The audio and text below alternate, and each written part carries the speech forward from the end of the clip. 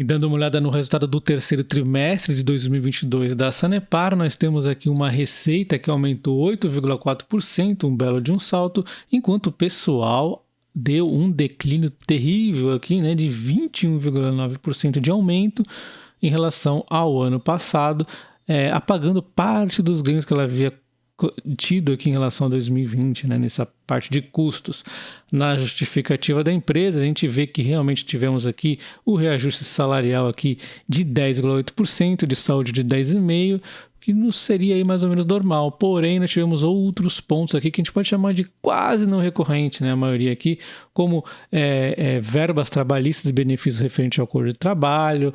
Nós tivemos também indenizações trabalhistas aqui no montante de 15 mil e pouco, e provisão no abono indenizatório no montante de 25.600 no terceiro trimestre de 2022, onde elas foram reconhecidas.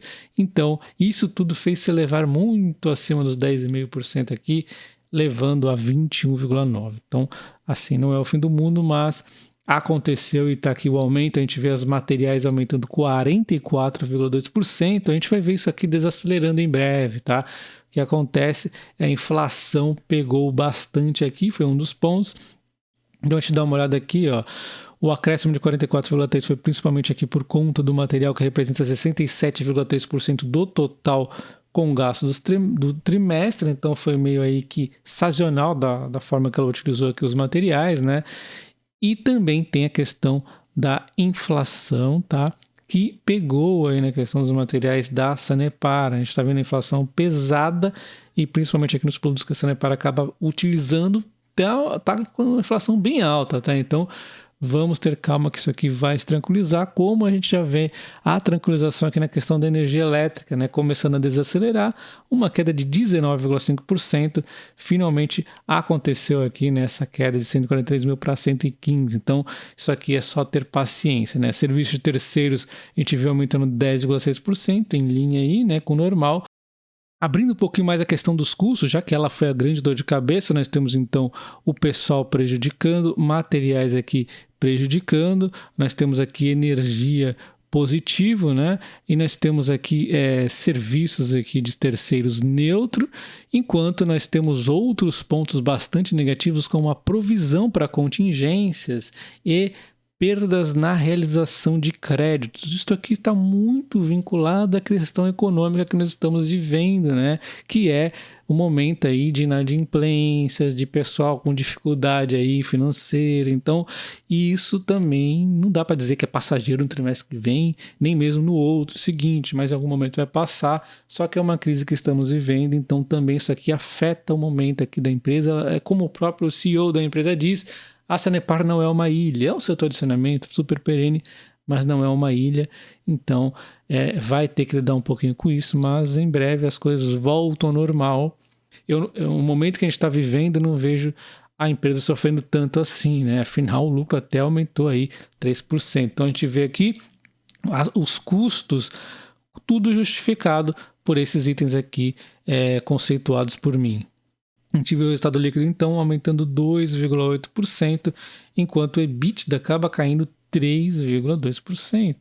Quando observamos, então, o lucro aqui, considerando os não recorrentes, acabou aumentando também. Tivemos aqui os não recorrentes pontuados no trimestre do ano passado, e o lucro tem esse aumento aqui de quase 3%, conforme nós já vimos, e a margem diminuindo um pouco por conta, né, que os custos estão maiores nesse momento, né?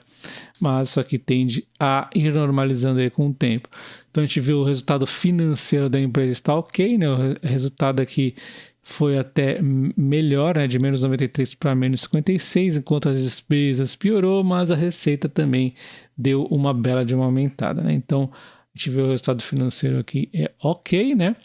Enquanto as ligações de água, né, e de esgoto vem aumentando os 2% aqui em ligações de água a mais nesse ano em relação ao ano passado, e no esgoto aumentando 2,7%. A gente tem mais avanços a fazer no esgoto do que na água, né? Então a gente dá uma olhada aqui na parte aqui da evasão do volume de água faturado, e a gente vê um aumento de 2,8%, porque a crise hídrica também, né, impulsiona as pessoas a voltarem ao consumo aí padrão delas, né?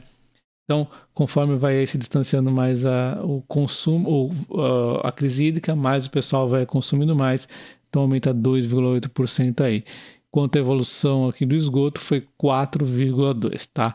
Então, a gente vê aqui a receita líquida, né, que vem de um certo aumento consecutivo aqui, né, nos últimos comparando 9 meses com 9 meses, enquanto o EBITDA vinha aumentando aqui, mas deu essa queda por conta dos custos aí que estão pressionando um pouquinho aí as margens, né? A gente vê o lucro líquido aqui, ó, também, né, por conta dos custos nesse momento apertando, como a gente pode ver aqui, ó, os custos operacionais dando essa aumentada aí é necessário um pouco de paciência, mas não estou vendo nenhum fim de mundo aqui, né?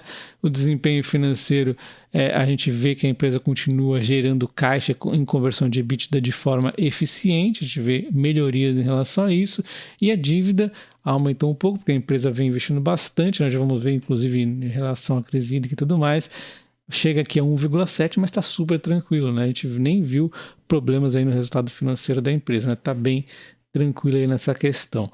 O custo ponderado da dívida aumenta, acontece com todas as empresas, né, por conta desse momento inflacionário, por isso que não é muito bom a inflação ficar alta. O CAPEX da empresa a gente vê aumentando bastante por conta, né, do marco regulatório aí, do novo marco de saneamento e também por conta da crise hídrica. Então a empresa tem que investir, mas não está assim o fim do mundo, né? Não está se endividando, 1,7 é bem saudável ainda, lembrando que esse EBITDA aqui deve recuperar-se e aumentar, tá?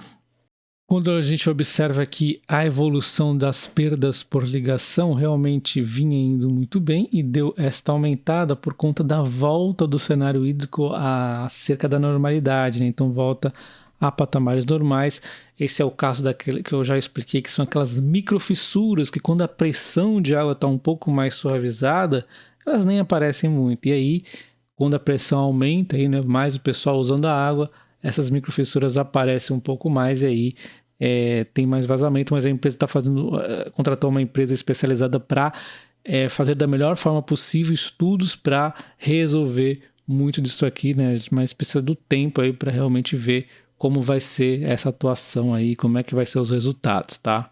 A Sanepar é uma oportunidade em termos de preço barra risco, né? Uma ação que não adianta fugir disso, é um setor perene, é uma empresa que vem tendo o seu crescimento da receita, seu crescimento dos dividendos, mas a cotação está precificando um cenário caótico, né? A gente vê aqui, desde antes da pandemia, ela já caiu 46,4%, e mesmo quando a gente pega um período aí pós aí aquele boom da pandemia, né, ainda assim, ó, 41,5% de queda, isso é muita coisa, dado que a empresa vem crescendo seus resultados.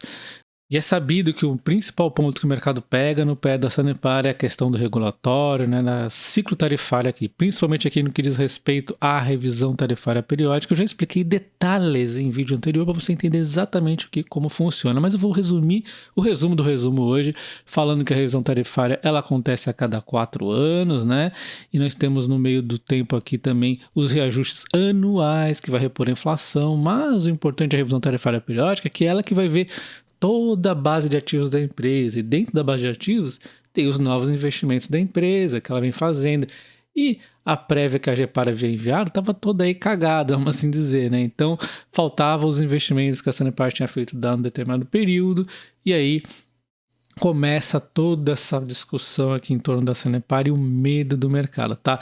Anteriormente a Agepar já deu a primeira, ela dividiu essa revisão tarifária em 2 partes, deu a primeira concedida aí, tá? E a segunda vai ser negociada no ano que vem. E ela tem o poder de mudar o jogo realmente, se vier muito ruim.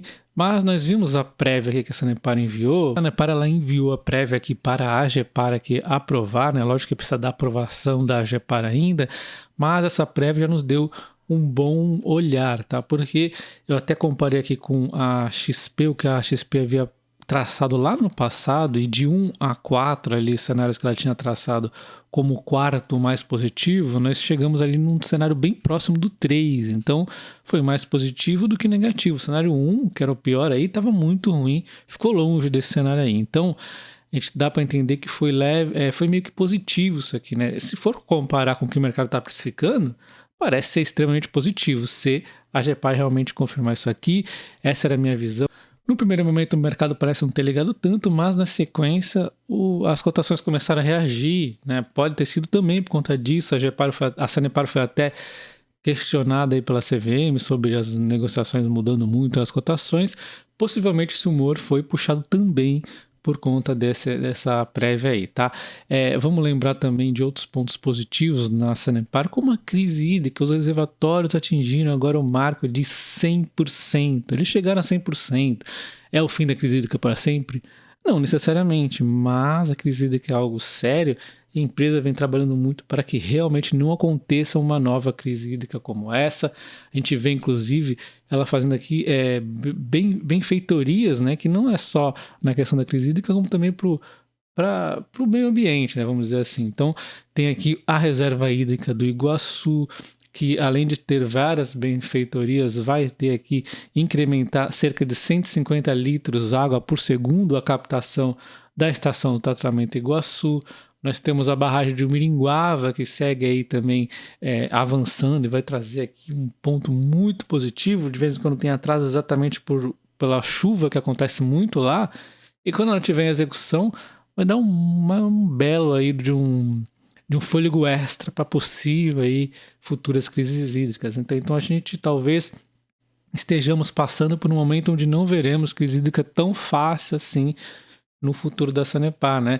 Esse momento positivo aqui de chuvas nos deu tempo para aguentar um possível atraso dessa Umiringuava. Então tá aqui tranquilo, quando tiver aí pronto, já vamos ter muito mais resistência aí à crise, além de várias benfeitorias que a empresa vem aí buscando, tá?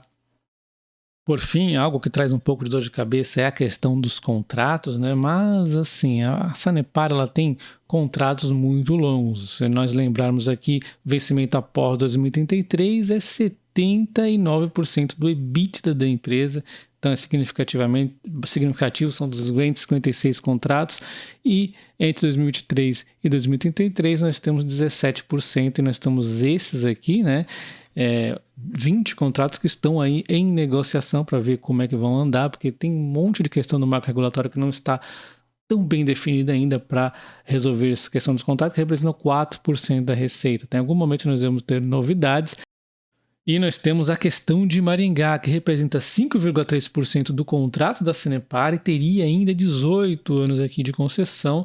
E Maringá quer para ela o contrato, a concessão, né? Mas é uma sacanagem porque foi assim, né? Fez lá o seu acordo, Sanepar investiu uma bolada na Maringá, um rio de dinheiro, e agora que está quase aí tudo redondinho, a Maringá quer para ela, né, a concessão. Aí é moleza demais, né? O correto e que deve estar acontecendo, caso a Maringá realmente insista nessa tese de pegar para ela a concessão, é indenizar a Sanepar pelos investimentos feitos, mas é tanto dinheiro que Maringá não vai ter assim. Então, muito provavelmente, caso eles sigam nessa tecla e batam nisso, eles vão acabar pagando uma indenização bolada para a Sanepar e a Sanepar ainda vai concorrer a pegar essa concessão futuramente, novamente, que é uma grande besteira para Maringá. Sanepar ainda tentou acordo, Maringá não aceitou. Eu não vejo isso como desfecho ruim para Sanepar, mas assim, sempre pode ter uma surpresa. É Brasil isso aqui, né? Fazendo uma analogia com a Transmissão Paulista, é como se a ANEEL fizesse lá os leilões, aí a Transmissão Paulista vence uma concorrência no leilão, ela instala a linha, né? Quando ela começa a receber a RAP, ela bonitinha, a manutenção é mais baratinha, vem a ANEEL e fala, não, essa manutenção tá muito barata, deixa pra mim isso aqui. Não existe, né? Então assim, a Transmissão Paulista suou a camisa lá no começo, então não existe pegar de volta. Você quer pegar de volta? Me devolve o dinheiro que eu investi, né? É o correto. Então assim, não vejo desfechos negativos, mas Brasil sempre é Brasil, né? Então o mercado não gosta de incertezas, tá? Então, essas incertezas que deixam a cotação travada, mas eu acredito na empresa, lembrando que ela paga bons dividendos, tá?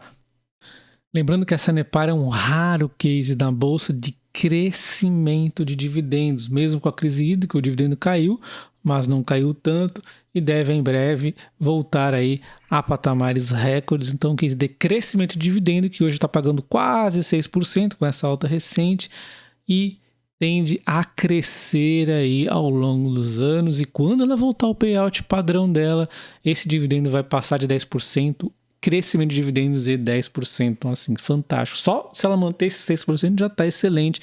Talvez ela mantenha por uns anos, por todos esses investimentos que ela vem aí precisando fazer. Mas de qualquer forma, é um case muito interessante para quem tem paciência. O desconto tá aí, pagando todas essas incertezas que na verdade não tem tanto cenário ruim para estar acontecendo, mas o mercado gosta de certezas. Novamente, bato nessa tecla.